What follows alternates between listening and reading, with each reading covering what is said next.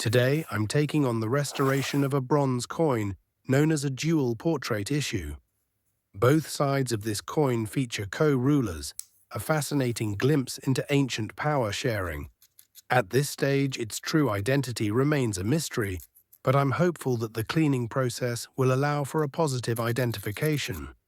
The surface is encased in a stubborn crust, a mix of dense oxides and petrified soil. So let's head under the microscope and begin the work with a precision scraper. Under the lens, the scale of the challenge becomes clear. This coin is armored in a thick, vibrant green oxidation, a chemical crust that has been growing for centuries. At this stage, its identity remains locked away.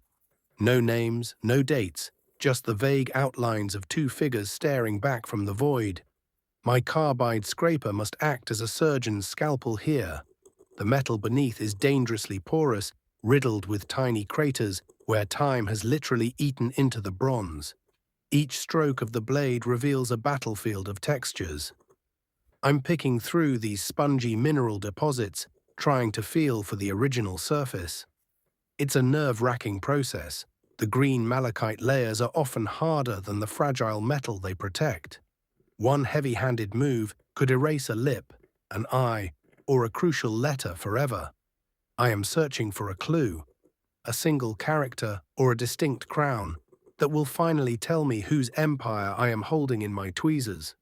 For now, it's just me, the rhythmic sound of scraping, and the slow resurrection of a lost face from this emerald-colored tomb. To achieve this level of precision, I am working under a high-quality binocular analog microscope. The optics are crystal clear, allowing me to see every microscopic pore in the bronze. My primary tool is a tungsten carbide scraper, sharpened to a lethal edge. If you're curious about how I achieve such a fine point, I covered my sharpening process in detail during my previous video on the Trajan Decius restoration.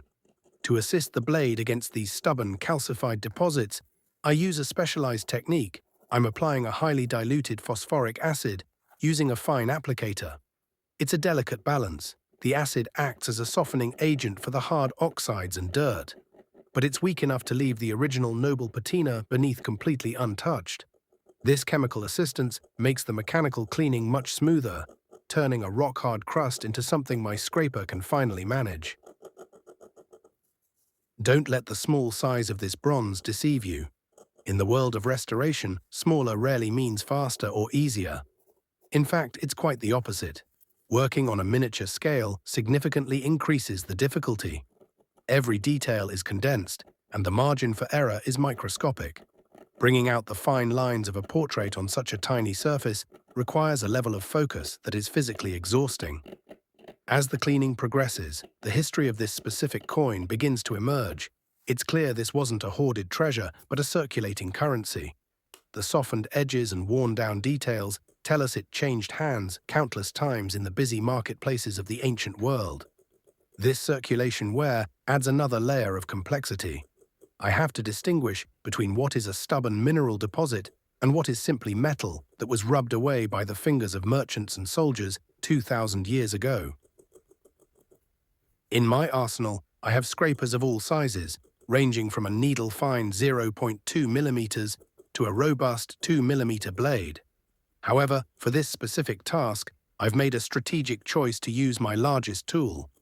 It might seem counterintuitive for such a small coin, but the density of these green oxides is unforgiving. A finer, thinner blade would be at high risk of snapping under the immense pressure required to break through this calcified shell. Beyond the risk of breakage, a larger scraper is far more efficient at this stage. It allows me to cover more ground and manage the superficial layers of dirt and oxidation with much more stability. We are currently in the heavy-duty phase of the restoration. Before I can even think about the surgical detailing of the portraits, I must first win the battle against the broad, stubborn crust that has claimed this surface for centuries. Using the larger blade gives me the leverage I need without compromising the safety of my tools. With the first side cleared, the mystery is finally solved. I can now confirm that this is a bronze semes featuring two titans of the ancient world, the Roman Emperor Augustus and the Thracian king Rhoemetalces I. Even though the cleaning is far from finished, I've reached a critical decision point. The original inscriptions, the legends, have been nearly erased by 2,000 years of wear, leaving behind nothing but the faintest ghostly silhouettes. I have decided to reconstruct these letters. Using these remaining outlines as my map, I will carefully build up the lost characters.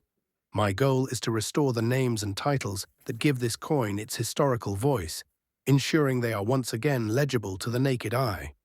It is a painstaking process of following the shadows of the past to bring the identity of these rulers back into the light. But before the reconstruction of the legends can begin, I must first liberate the portrait of Rue Metalces from its millennial prison of oxides. My approach here is identical to the one I used for Augustus. It is a slow, methodical process using my tungsten carbide scraper and the strategic application of phosphoric acid. Once the stubborn crust is removed, I transition to a sharpened carbon rod for the final polishing. This step is crucial. It allows me to smooth out the inevitable microscopic marks left by the metal tool. By using carbon, I can refine the surface without being overly aggressive, ensuring that the king's features look organic and undisturbed by the restoration process.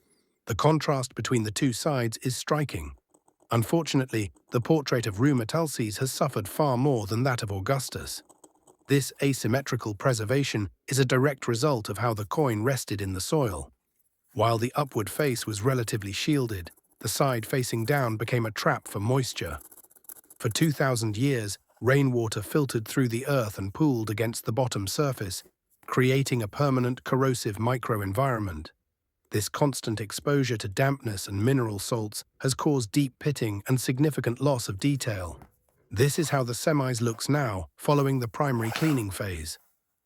As you can see, the transformation is already significant. There are still a few minor pockets of stubborn oxidation remaining, but I'll address those as I continue the refinement. The most important thing is that the core of the relief is now clear and legible to me. I should note, however, that even the best camera has its limits. It's frustratingly difficult to capture the subtle, three-dimensional nuances that the human eye detects through the microscope. Under the lens, I can see the faint, ghostly remnants of the original design that the camera simply flattens out. But these subtle clues are exactly what I need to guide my hand through the next stage of the process. Before reconstructing the letters, I must stabilize the metal with a benzotriazole solution. This is a vital preventive measure to stop the spread of the destructive bronze disease.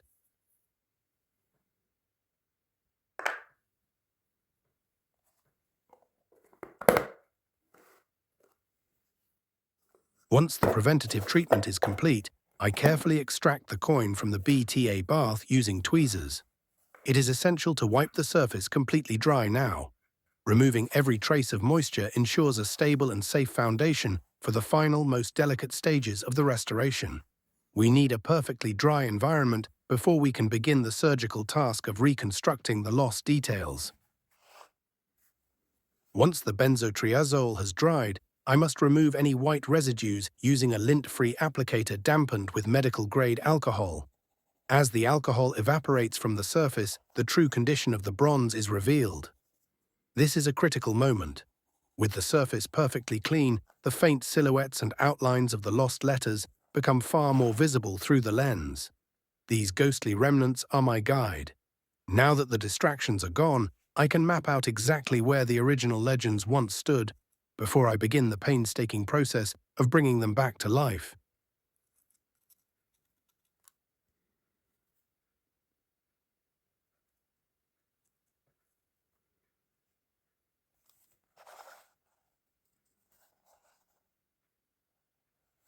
Now we begin the most labor-intensive phase of the entire restoration. The inscription on the side of Augustus consists of two Greek words, Kaiseros Sebasto. To manifest these lost characters, I am using a specialized blend of copper oxide and a potent oxidizing agent. Once mixed, they trigger a precise chemical reaction, forming a compound that is virtually indistinguishable from the coin's original millennium-old patina. This isn't just about painting on a surface, it's about engineering a material that matches the ancient bronze in both color and texture. It requires an incredibly steady hand and absolute patience to follow the ghostly outlines of the letters without overstepping the boundaries of history. The application of this compound is an exercise in extreme patience. It must be applied in incredibly thin, microscopic layers, with each stage followed by a heat-curing process in a specialized oven. This baking process is vital. It transforms the chemical mixture into a rock-hard, durable material. Once cured, it becomes strong enough to withstand the final delicate mechanical correction with a scraper. To achieve the necessary height and volume for the letters, I must repeat this cycle approximately 50 times. Layer by layer, bake after bake, I am slowly rebuilding the lost relief from nothing. It is a grueling, repetitive task, but it is the only way to ensure the reconstructed legends are as permanent and resilient as the ancient bronze itself. Now that the bulk of the letter volume has been established, I want to show you the final layers under high magnification. For this delicate task, I use a specialized microbrush. Its bristles are engineered from a unique synthetic material that is highly resistant to acidic solutions. This is critical because the reactive compounds I use are aggressive. They would disintegrate the hair of a standard brush in a matter of minutes. Not only does this brush withstand the acid, but it also maintains its precise shape under pressure, allowing me to place each microscopic drop exactly where it needs to be. In restoration of this caliber, your tools must be as resilient as the history you are trying to preserve. It might appear a bit clumsy at first, but recording high-end restoration while performing it is a massive challenge.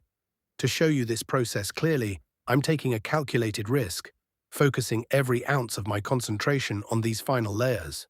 Once dry, these layers will bond together with incredible strength. Any excess material can then be confidently trimmed away with a carbide scraper or polished down using a sharpened carbon rod. But here is the most crucial point. This is a fully reversible restoration. It does not harm the original ancient surface in any way.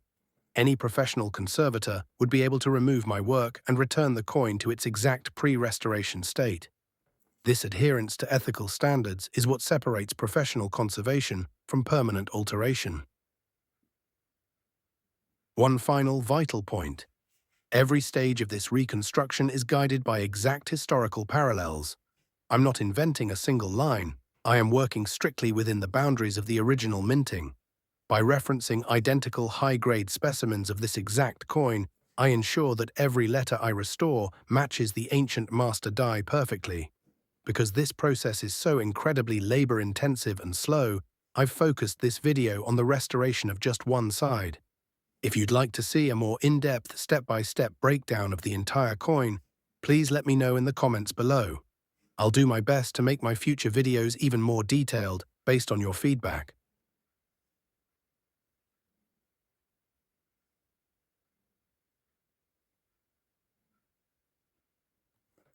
After the final layers were set and the letters precisely trimmed, I performed some subtle toning off-camera. My goal was to harmonize the entire appearance, blending my work seamlessly with the original aged patina of the bronze. To ensure the longevity of this restoration, I applied an acrylic fixative. This serves as a high-quality preservative, sealing the pigments and protecting the surface from any future environmental degradation. Now for the final touch. I am applying a specialized pigment known as European earth.